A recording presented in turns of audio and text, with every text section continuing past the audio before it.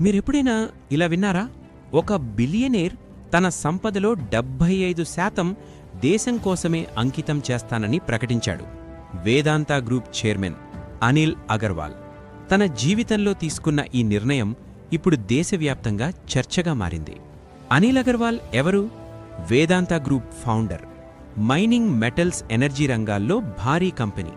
ఒకప్పుడు సాధారణ కుటుంబం నుంచి వచ్చిన వ్యక్తి ఈరోజు వేల కోట్ల ఆస్తి ఉన్న బిలియనియర్. డబ్బు ఉంది, పవర్ ఉంది, ప్రపంచం గుర్తించే పేరు ఉంది. కాని ఒకరోజు అనిల్ అగర్వాల్ జీవితంలో అన్నీ ఆగిపోయాయి. ఒకరోజు అతన్ని పూర్తిగా కుదిపేసిన సంఘటన జరిగింది. తన కుమారుణ్ణి కోల్పోయాడు.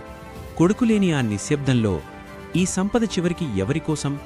ఇది నా దగ్గర ఉండి ఏమి ఉపయోగం? అప్పుడే తీసుకున్నాడు తన జీవితంలో అతిపెద్ద నిర్ణయం. తన సంపదలో 75% దేశ అభివృద్ధికే అంకితం చెయ్యాలి అని. కాని డబ్బు, పేరు కోసం కాదు, పొలిటిక్స్ కోసం కాదు, education, health care, nutrition, skill development కోసమే అని చెప్పాడు. తన కొడుకు బ్రతికి ఉండుంటే సమాజానికి ఉపయోగపడే పనులే చేసేవాడని.